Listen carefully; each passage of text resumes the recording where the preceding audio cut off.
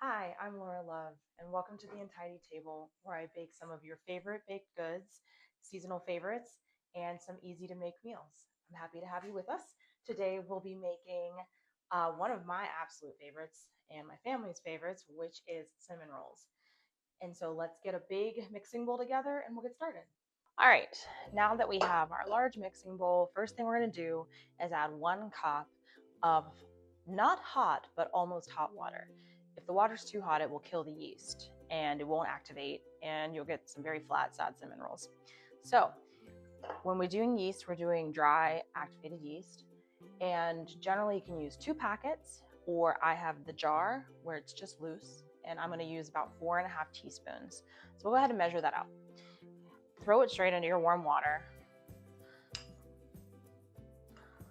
From here, what we need next is some sugar, because the yeast feeds on sugar.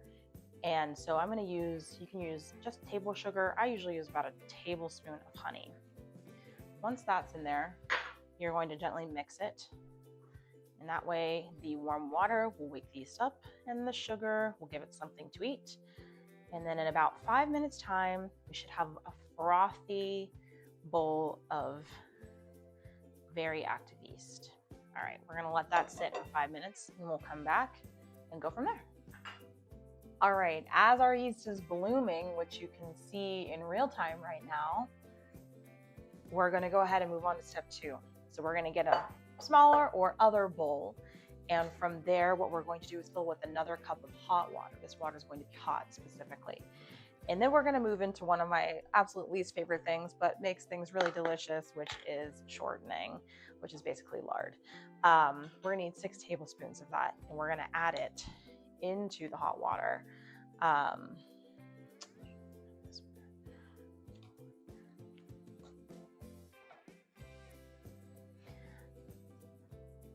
So anything that calls for shortening is something I sort of loathe, but I know it makes a good product at the end. All right, so your yeast should have almost fully bloomed by now, and we'll be ready to integrate that into this momentarily here. Set all that aside. All right, from here, now we're gonna add a cup of sugar to this water shortening situation. All right, so just a cup of white regular sugar, and just go ahead and add it in there. All right, from here, we're gonna go ahead and use our mixer. I have a hand mixer. You can use a KitchenAid stand mixer, or you can use your hands. I don't know, whatever works for you. And we're gonna do this slowly, because otherwise we're gonna make a huge mess. All right. So we're gonna go ahead and just mix this for a couple minutes. All right. I also forgot to add one thing, which was 2 teaspoons of salt. So sorry, we'll just throw it in there. It's fine. It's a nice thing about baking. It's people say it's science, but you can just kind of throw things in as you go, and the world won't end. It's okay. Live and learn. This looks so gross, but trust me, it's good. I promise. So we're gonna mix until the water cools. So it just takes a couple minutes here. It sounds really gross. Okay. All right, from here, we're gonna go ahead and add flour. So what we're gonna do is we're gonna need 2 cups. So go ahead and get your flour. And from here, I always just use a butter knife, make nice even lines, just the back end of it. So 2 cups of flour, butter knife again. Again, we're striving for good, not great. Doesn't have to be perfection. Perfection's overrated anyway. So we're gonna mix that. Mix, mix, mix, mix, mix, mix, mix. All right. So once this all comes together, we're going to go ahead and put it in with our yeast, which should have a nice film, like a moss-covered pond on top.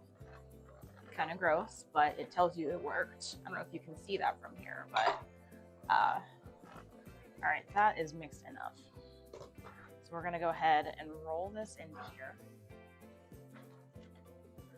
Try not to drop your bowl into the other bowl. All right.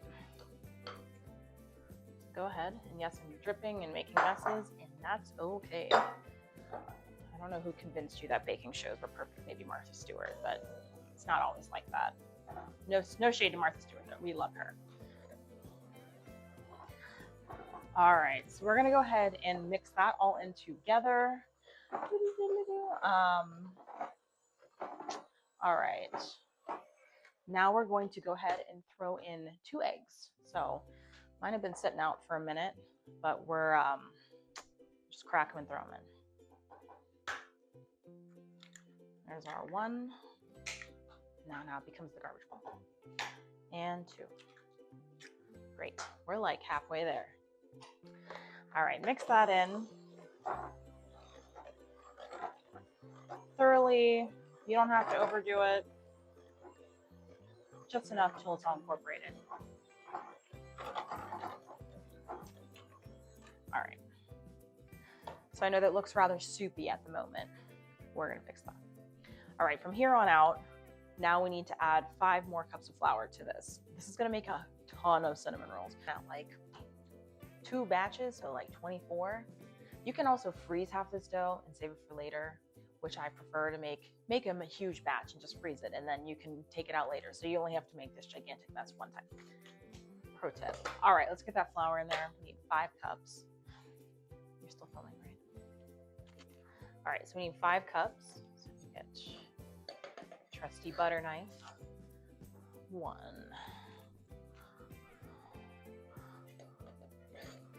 2. 3. 4. 1 more. 5. I'm 5. Perfect.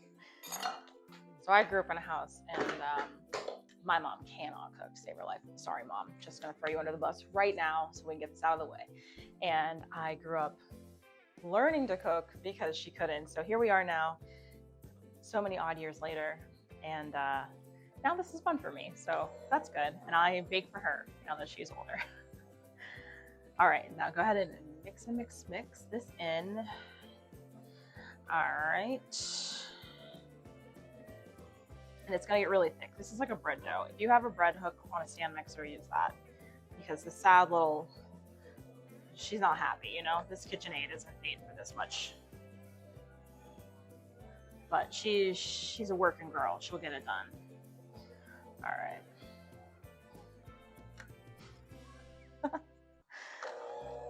And then after a minute here, so that's pretty good, well and good. I'm just we're gonna get that out of here. We gotta go to the hand. This is too much in this. All right, we're fine. You know, so this is when you go down to using your hands, and that's totally okay.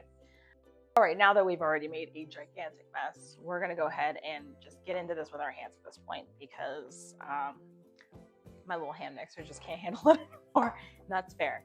She was a brave soldier. All right, so you're just gonna mix this. It's gonna be sticky. I hate to tell you, if you don't have a bread hook, you're in for some sticky hands. And you know what? That's half the fun, right? Cooking. It's supposed to be messy. It's supposed to be homegrown. It's all of these things. So don't worry too much. All right, at this point, hopefully your hands were clean before you started. We're gonna go ahead and flour the work surface. So you gotta pause. All right, now we're gonna move this from the bowl to whatever workspace you're using. I recommend more space than less. So go ahead and flour that area, and then dump your beast out. There we go. Get all the bits and bobs out. All right, from here, we're gonna finish mixing and begin the kneading process. So, Ideally, in this situation, the dough becomes a little drier and better formed. Let me move this out of the way. All right. Okay.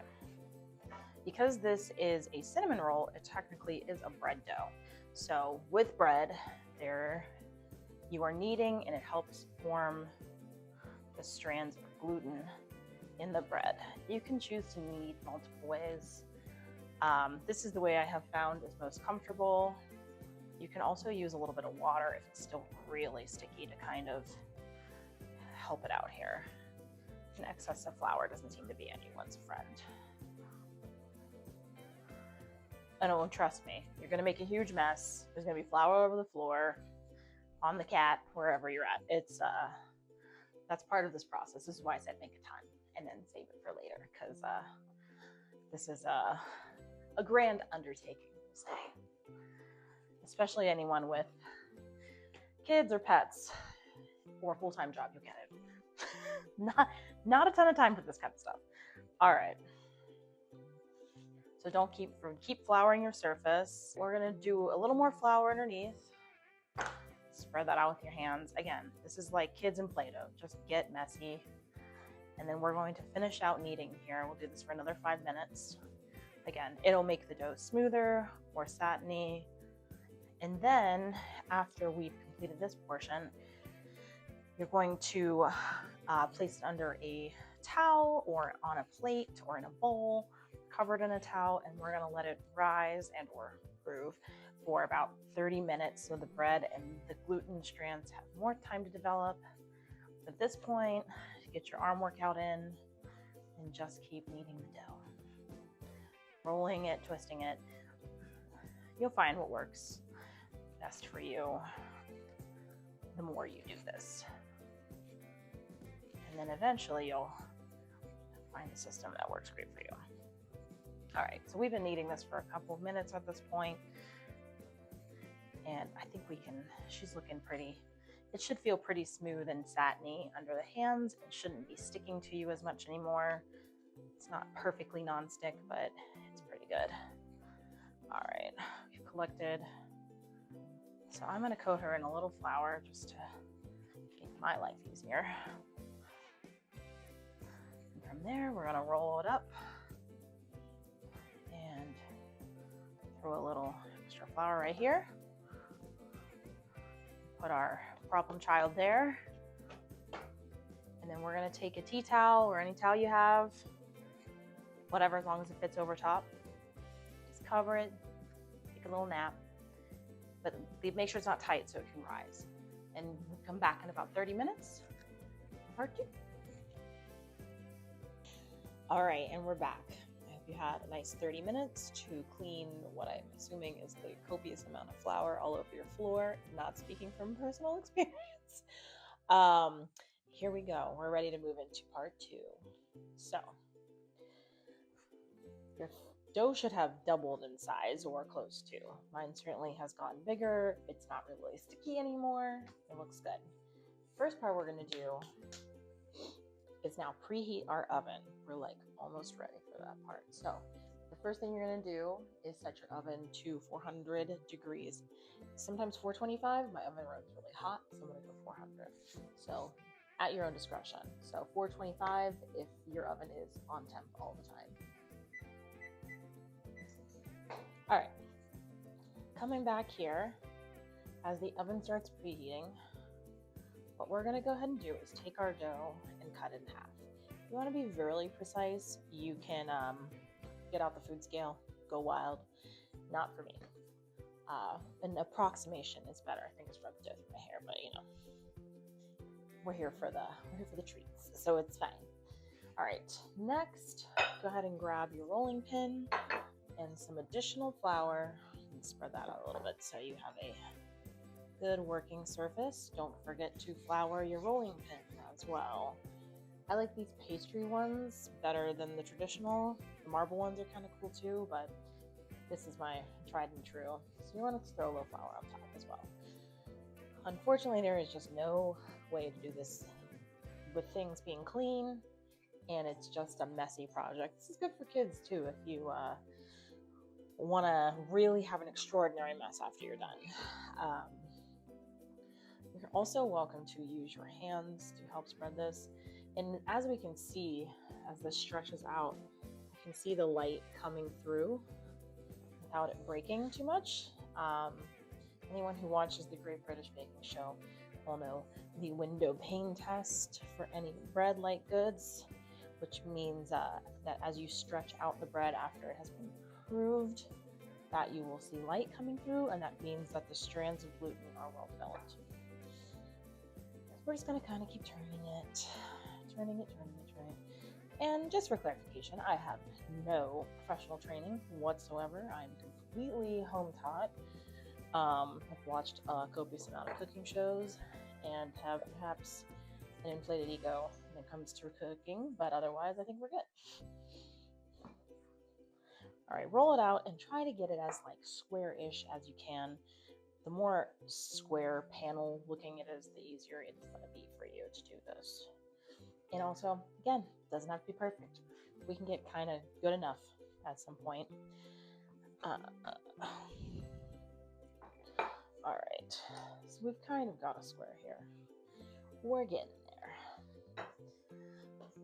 So once you've reached an approximation of a square or a rectangle, I suppose, we're going to go ahead and give this one last push out as I run into everything else here. All right, we can live with that. All right, and it's going to bounce back on you a little. That's okay. Stretch that out. And from here, we're going to go ahead and get our butter, hopefully. At this point, and I should have mentioned sooner, you should get your butter out at least a cup and just let it sit so it can be room temperature and easily spreadable. So we're going to go ahead and sort of mush it into a paste with the back of a spoon. Do not melt it in the microwave. That is alters the flavor and the texture, and it'll be liquid and all wrong. Think of this like you're making pastry. You want the butter to be solid but soft, just room temperature. This takes a little bit of arm strength. All right. Alrighty. So now that we've got the butter all set, what we're gonna do here is make sure our rectangle is still holding its shape. Is we're gonna go ahead and cover this with butter. So just as a warning, this is not a low-calorie item, but sometimes that's what I think, right? So go ahead and take your room temperature butter. If you want to use your hands, go ahead. Or you can use one of these little brushes if it's softer. Or you can use a little spatula. Literally, whatever works for you. I'm pro spatula because I don't love touching sticky butter with my hands. All right. You might get some little rips and tears, and that's okay, because we're gonna roll this thing into a big sausage anyway, so that's totally fine. Be generous with your butter. This is pastry, after all, and what is good pastry without lots of butter? Just, you know. And so this will all melt into it as it cooks as well. So keep spreading.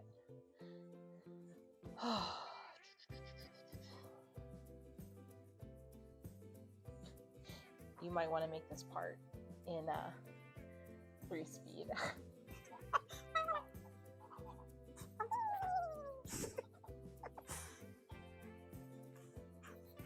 All right, now that this has been thoroughly buttered, take the butter all the way out to the edge, to the very edge of everything, every corner.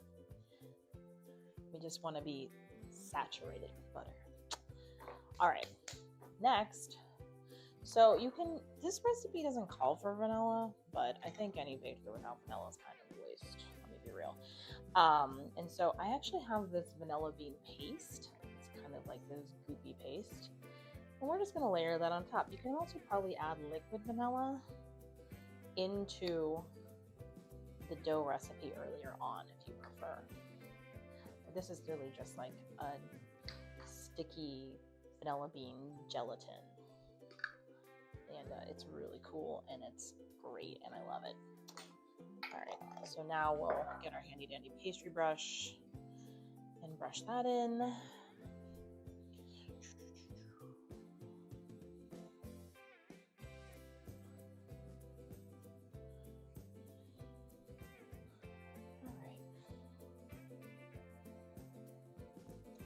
So once your vanilla is all spread out,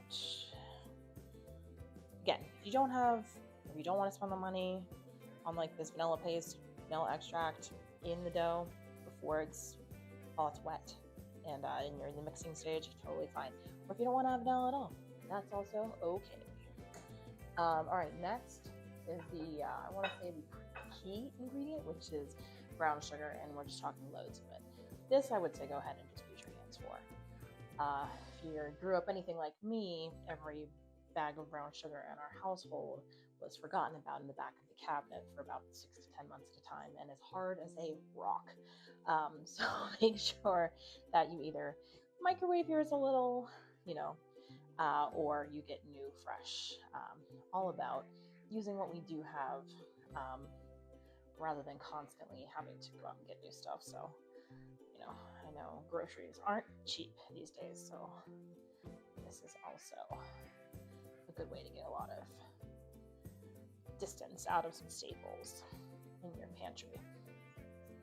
All right, so we've got all this in. This is just brown sugar and just load it up. The more the better, honestly. And then I have cinnamon, and from here you can either sprinkle, I'm just gonna use my hands, and or you can use a little ginger or what's the other one I'm thinking of? Nutmeg. There's a lot of ways to customize this. You can add raisins or like walnuts if that's your vibe, but personally I don't think raisins or nuts belong in baked goods, so if that makes you happy, go forth. All right, so now that we're here, we're gonna go ahead and we're going to begin the process. So slowly pick your edge up and then just start tightly rolling it in. You're just rolling one way, going up and over. And that flour on the outside, don't even worry about it. It'll either get baked off or it's just part of it. No, it's fine. It's not a big deal. All right, now rolling. And it's not perfect. It's a little lumpy, a little lopsided. That's okay. Again, not striving for perfection. We're striving for good enough. All right, once you have your big floppy noodle of pastry here, full of butter and goodness, we're gonna go ahead, try to pinch these together so it stays shut. So there's a couple ways that people say. Some people roll this out in cut strips and then put it in the pan. I use I think it's an old-fashioned way where you use dental floss. So hang on a second. So grab your grease pan. You're gonna want a pan that has high sides because this thing is gonna expand in the oven. So the more vertical space you have in the pan, the better these will come out because they won't be flopping over the sides or you won't run out of room. I just greased it heavily so that way they don't get stuck.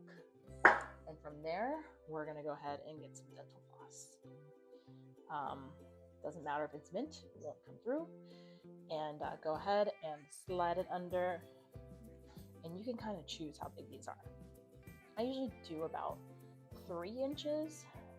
So they're gonna come out and look like this. Like little rosebuds full of sugar and goodness.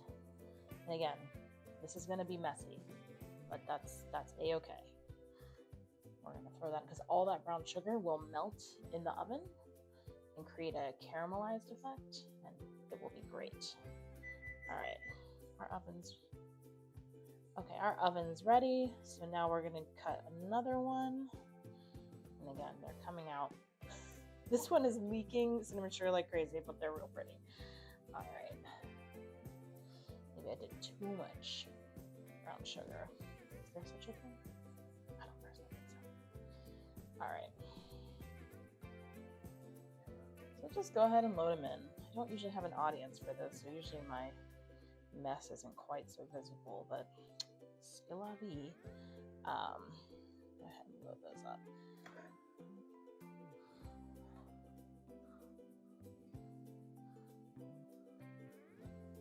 So once again, very pretty. We'll just usually do 3 in a row, and then just try to make sure they stay tucked together. The closer they are, the better it will go.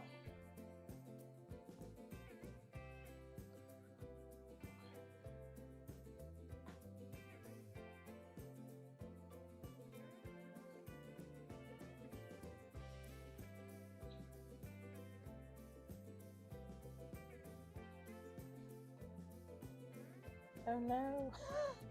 Well, you have a few that look like a little sideways and a little strange.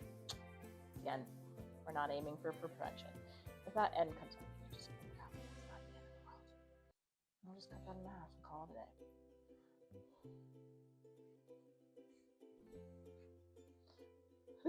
All right. That's just dope. I don't think we even wrapped anything in here. We'll save that for later. One's a little sad looking, but that's all right. We have some miscreants in here. They're a little strange, but trust me, once they're like baked and covered in icing, no one's going to be thinking anything weird about them. So we can either cook these as is, or we can do a second set. If you make them really big, you might only be able to fit like 5 or so in there. So, or rows of 2 or 3. So, all right, we'll come back once this is ready to go in the oven. So they're loaded up, they're ready to go. Some of them are a bit different than others, and that's okay. Again, this is gonna take practice. I probably do this twice a year, maybe 3 times, and every time they turn out a little bit different, and that's okay. And the second roll I did a little thicker, so they're a bit thicker than the other ones. So, but now we're gonna throw them in the oven. They're going at 425 for I think about 10 minutes, just to get the initial heat and melt that sugar, and then we're gonna drop it down to 350 for about 5 to 7 more minutes. You know, temperatures may vary, so just keep an eye on them.